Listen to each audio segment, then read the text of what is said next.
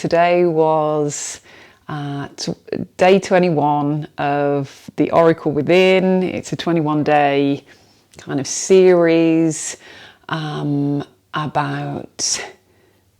the oracle that's within you, the oracle that's within each of us, to help support you on your journey back home to yourself, back home to the realization that the power is within you, and that you don't need to look outside of yourself for answers, for validation.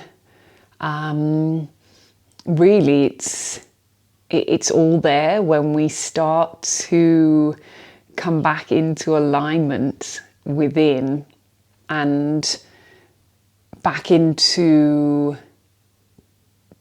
trust in self and back into that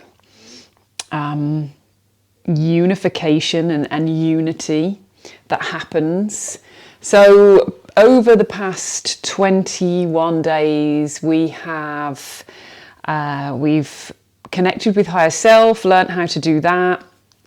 The first week was about grounding your energy and kind of taking that time to build a little foundation, because if you build a house on, that saying that you build a house on sand, it's just not going to last, is it? So it's great to have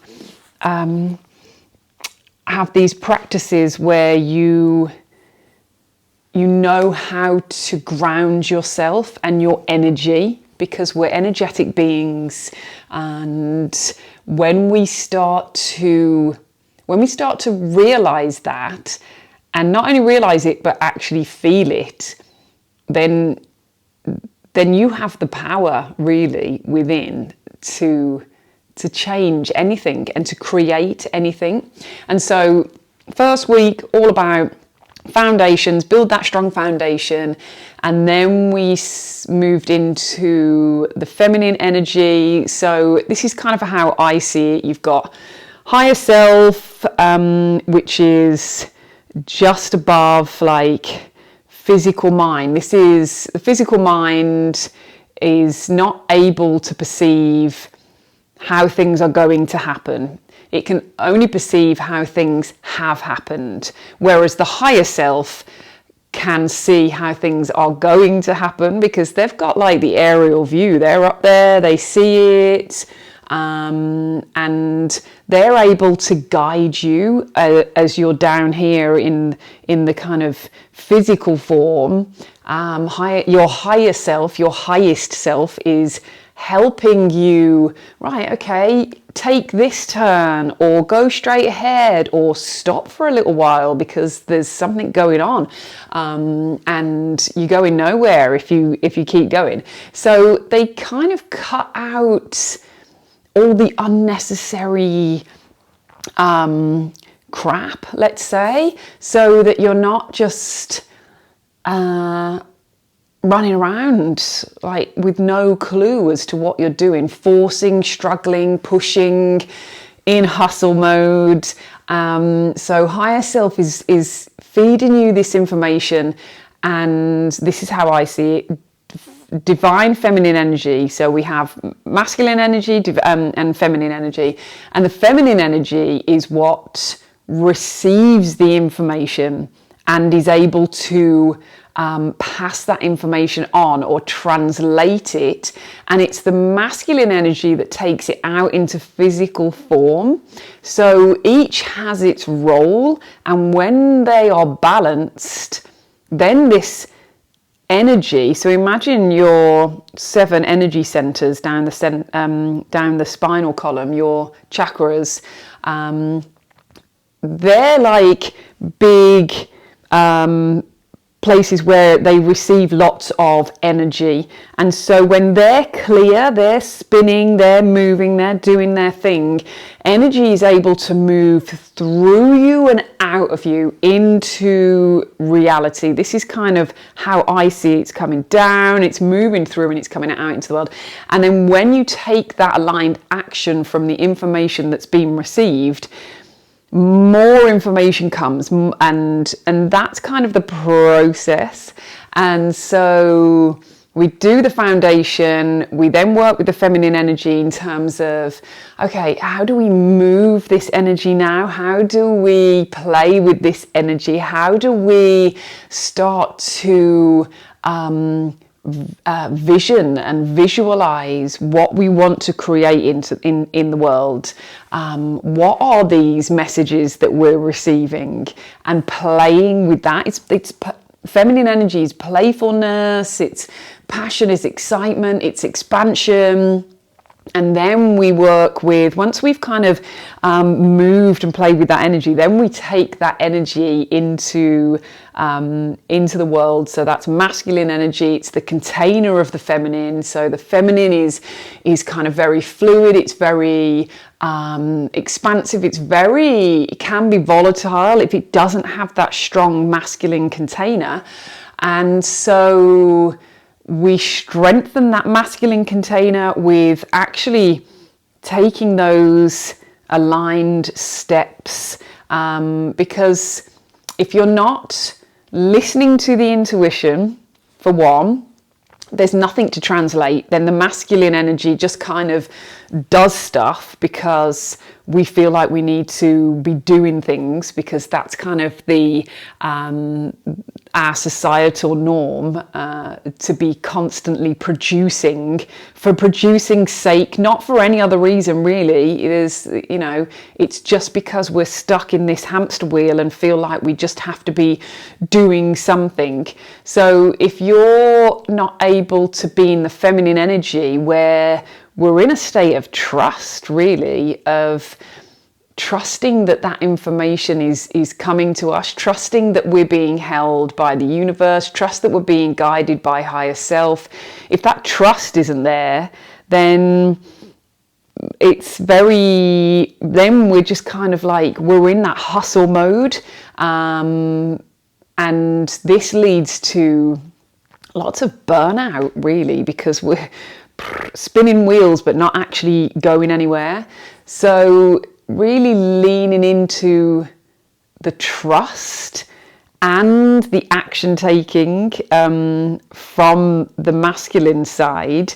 If we're not actually, if we're in feminine energy and we're just, I'm just going to manifest stuff, and you're not actually taking action, well, nothing's going to happen then either. So this is why we need to bring the masculine and the feminine into balance of being and doing, or being and acting on. But sometimes that isn't always doing stuff. It's like, it's a part of the masculine energy. I feel like I'm just going on. This is feminine energy.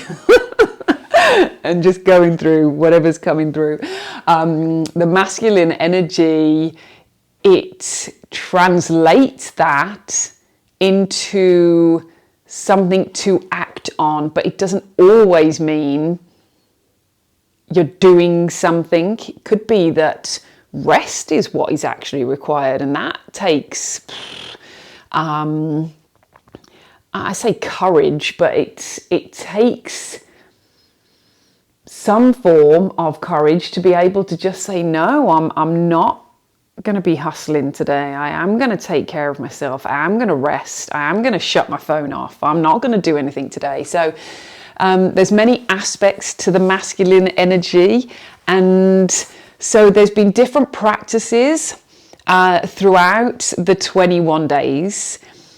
And I have been led by my intuition. I had a general idea from the beginning, a kind of overview, but each day I've just gone with whatever felt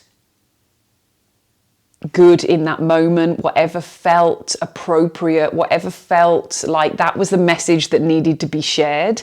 And the last day, day 21, I actually had to postpone for 24 hours because it wasn't clear how I was going to end this 21-day experience. And this morning it came to me, and it was so beautiful, because when we connect with the higher self, this is how we start the journey. We connect with the heart, and the way that the 21-day ended was with the heart. And I didn't predict that. I didn't plan that. It just kind of unfolded.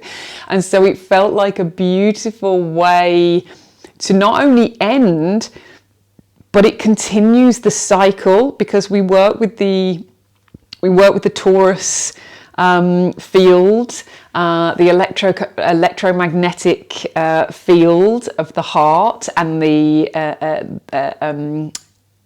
ourselves. We are electrical, energetic beings. So strengthening that electromagnetic energy around us just felt like a really amazing way to end and go leave that the kind of the cocoon of this program and go into the world. So I just kind of wanted to come in and share that with you, because it feels like a really beautiful 21-day experience where we're working through different processes, bringing the masculine and the feminine into alignment, and connecting that with our higher selves, and knowing that we're not alone, and that we are being guided, and we're being supported, and we're being held. And I feel like that is just so potent right now, as it feels like the external is really, the structures are falling away, it feels like. So to have that inner strength and groundedness and support feels like such a wonderful thing to experience.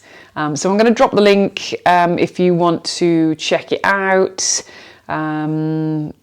because I would love for you to experience this as well, because I went through the journey along with the women that were in the container, and I feel like it was very potent, very powerful for me also to experience all of these different practices and processes, and strengthen my own ability to be held and supported, and follow that clear guidance. So yeah, if you do join, I'd love to know what your experience is with it also.